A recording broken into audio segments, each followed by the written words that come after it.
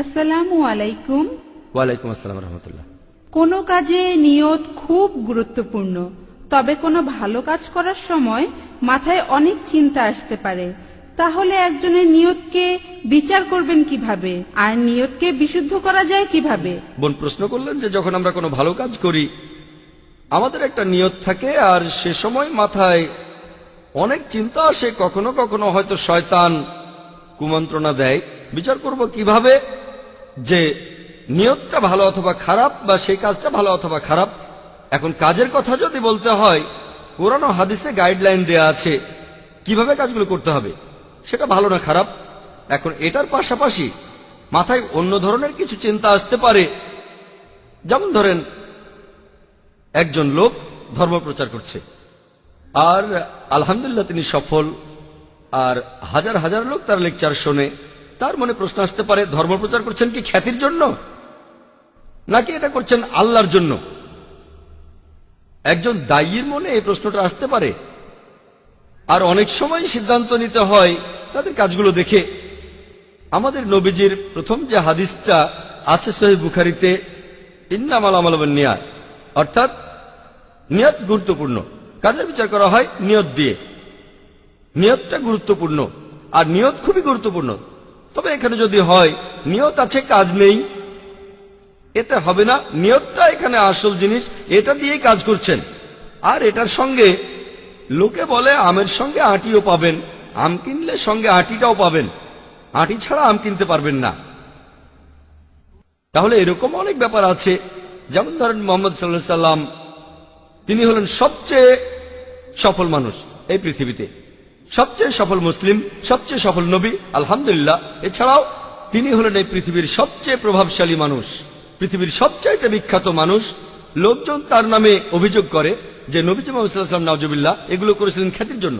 অনেকেই অভিযোগ করে। আমার লেকচারে বলেছিলাম is the Quran God's word. আমি পশ্চিমাদের দেয়া বিভিন্ন অভিযোগের কথা বলেছি, সন্দেহবাদীদের কথা বলেছি। তবে লোকজন এখানে অন্য আর অভিযোগ করেছে।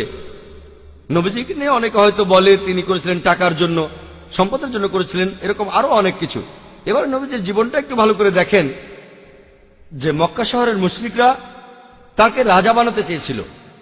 একবার নবীজি যখন ধর্ম প্রচার করতে গেলেন, কুরাইশ আর অন্যান্য গোত্রের সব নেতারা তখন নবীজিকে বলল, তোমার ধর্মটা তুমি বাদ দাও, আমরা তোমাকে রাজা বানাবো, এই পৃথিবীর সব সম্পদ দিয়ে দেব।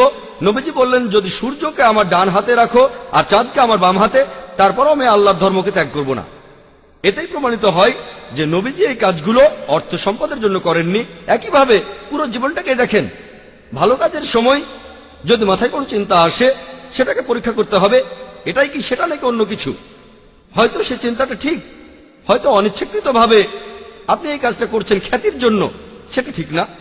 আর মানুষ ভুল করতে পারে, কোনো মানুষই বলবে না সে পারফেক্ট। তাহলে এখানে দেখতে হবে যে আপনার কাজ সেটা যেন আল্লাহ তাআলা এবং তার রাসূলের জন্য হয়। আপনি যে কাজই করেন, ধর্মপ্রচার বা অন্য কোনো ভালো কাজ ইত্যাদি, দুটো দিকই চিন্তা করতে হবে। আর তখনই বুঝতে পারবেন যে এটা টাকার জন্য কি। আচ্ছা, পরীক্ষা করে দেখলাম তিনি টাকার জন্য করছেন না, তাহলে কি খ্যাতির জন্য? আর এভাবে আমরা নিজেদের কাছে একেবারে পরিষ্কার থাকব। অন্যরা যা বলে বিশ্বাস করেন, সেটা নিয়ে ভাববেন না। কারণ আপনারা হয়তো জানেন পৃথিবীতে যে মানুষটার বিরুদ্ধে সবচেয়ে বেশি বই লেখা হয়েছে তিনি মুহাম্মদ সাল্লাল্লাহু আলাইহি ওয়াসাল্লাম।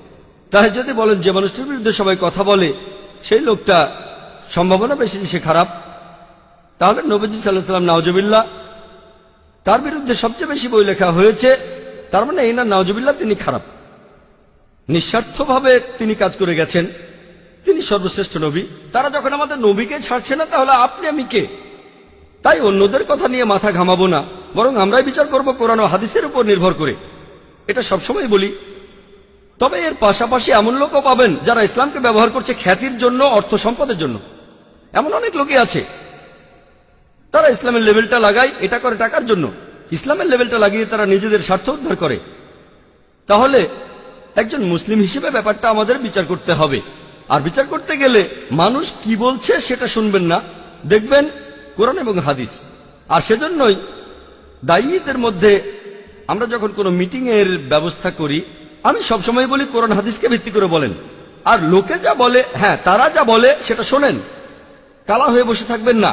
তবে দেখেন সে কথাগুলো কেমন।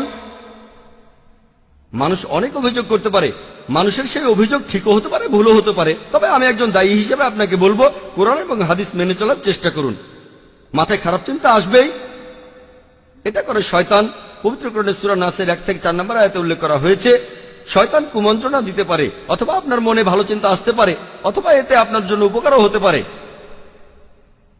যেমন ধরুন, সকালে নামাজের সময় ঘুম থেকে উঠি, আসসালাতু খায়রুম মিনান নাওম, আজানে এটা বলা হয় নামাজ পড়া ঘুমের চাইতে উত্তম। শয়তান বলবে সবেমাত্র তো সময় হলো, 1 ঘন্টা আছে, 1 ঘন্টা হাতে সময় আছে, আরো 15 মিনিট ঘুমিয়ে নাও। আবার হয়তো উঠতে যাচ্ছেন, এখনো 45 মিনিট বাকি আছে, নামাজ পড়ো। বলছি না যে নামাজ পড়ো না, তবে আর 15 মিনিট ঘুমিয়ে নাও, 45 মিনিট বাকি আছে, এটা তো অনেক সময়। তারপর আধ ঘন্টা 10 মিনিট সময় চলে গেল, আপনি দেখলেন সময় শেষ। তাহলে মাথায় খারাপ চিন্তাগুলো আসতে পারে, খারাপ কাজ। আমাদের নবীজি বলেছেন যত তাড়াতাড়ি সম্ভব নামাজ পড়ো।